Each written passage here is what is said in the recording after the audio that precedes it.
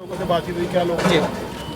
देखिए, गुरदासपुर में मेरा आना पंजाब में दूसरी बार हुआ है, जिसमें गुरदासपुर में आज आया हूँ और ख़ास तौर से बाढ़ग्रस्त क्षेत्र और बाढ़ से पीड़ित जो ऐसे परिवार हैं, किसान परिवार हों या अन्य, उनको साथ बातचीत करके और क्या स्थिति उनकी है और अब तक का मूल्यांकन की स्थिति क्या है और उनके नुकसान का जायजा मौके पर देखने के लिए भी मैं इससे पहले लुधियाना गया था।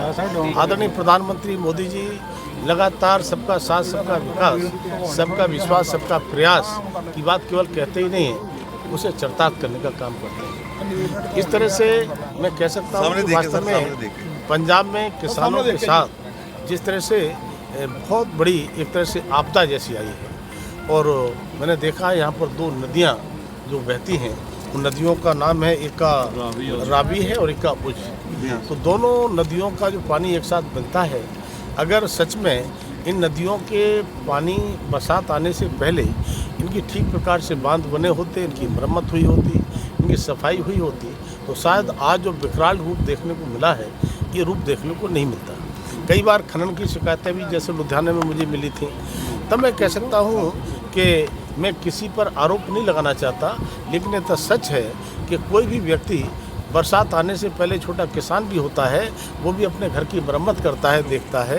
तो सरकारों की जिम्मेदारी भी होती है कि हम अपने प्रदेश की रक्षा करें, प्रदेश की नदियों को देखें। लेकिन यहाँ पर कहीं न कहीं चूक हुई है। उस चूक होने का कारण हुआ है एक किसान बहुत बड़ी तादाद में, पूरे पंजाब का जो आंकड़ा आया है, लगभग 4 लाख एकड़ भूमि या तो कट गई है या पानी भर के उसका पूरा नुकसान हुआ है।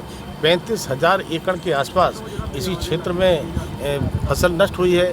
मैं देख रहा हूँ जहाँ धान की पैदावार 25 कुंटल से लेकर के 335 कुंटल तक की होती थी पर एकड़, आज घट कर के उसकी लगभग आधी रह गई है। इसीलिए इसे गन्ना की खेत में देख रहा हूँ, गन्ना में पानी अभी भरा हुआ है। गन्ना जैसे जैसे धूप पड़ रही है सूखता चला जा रहा है। तो मैं कहूँगा ये गन्ना ही नहीं सूख रहा है, वास्तव में ये किसान जिसने गन्ना बोया है उसका दिल सूख रहा है। उसका दिल पर कड़ी चोट पहुँच रही है कि मैंने इसमें पानी भी लगाया है, मैंने इसमें बुवाई की है, इसमें खाद भी लगाया है, मेहनत पसीना भी है। तब मैं कहूँगा कि ऐसी स्थिति में वास्तव में हमारी सरकारों को खड़ा होना चाहिए।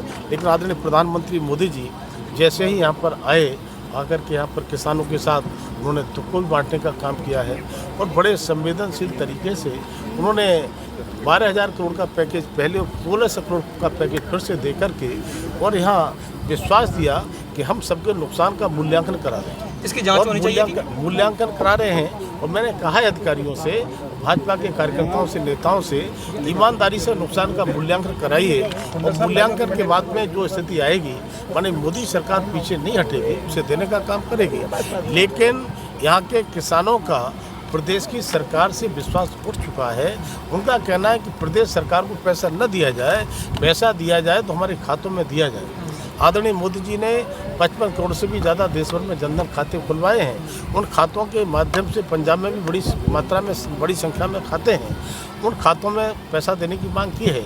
मैंने अपनी रिपोर्ट में लुधियाना से लौट के गया था, तब भी मैंने कहा है और मुझे पूरी उम्मीद है कि मोदी सरकार इस तरह की व्यवस्था करेगी जो कोई भ्रष्टाचार, बीच में भ्रष्टाचार न कर सके, कोई भी बिचौलिया, कोई भी दलाली बीच में न कर सके, सीधा सीधा पैसा उनके खाते में जाए।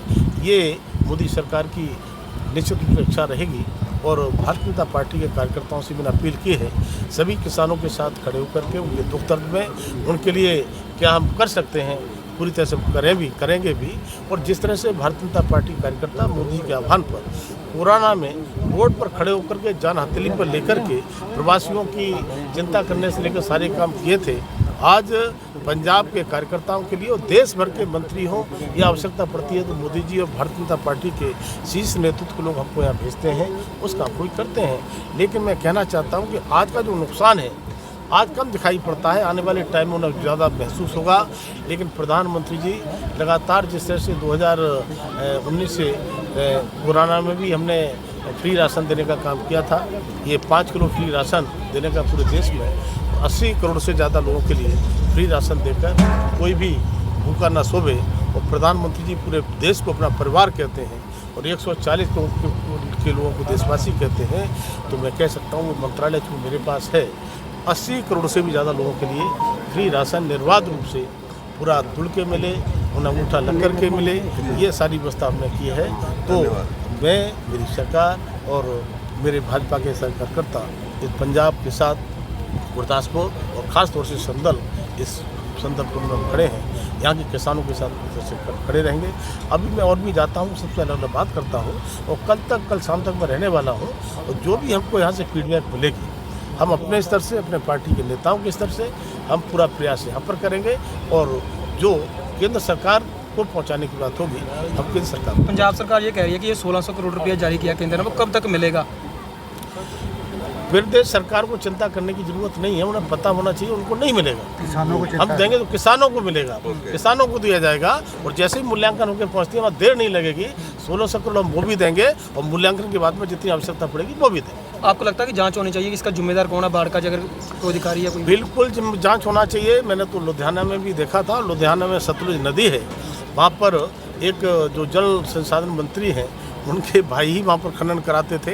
वहाँ के लोगों ने विरोध किया और विरोध करते करते धरने पर बैठे, इसके बाद में भी नहीं माने। और उस जगह पर 340 एकड़ का कटान हुआ है, जिसमें पूरा पॉपुलर का पेड़ भी बह के चला गया है। तब मैं सीधा आरोप नहीं लगाना चाहता, लेकिन जांच का विषय है, जांच हो और जांच में जो दोषी पाए जाए वो फिर मैं बख्शना नहीं चाहिए, उसके लिए कड़ी से कड़ी सजा।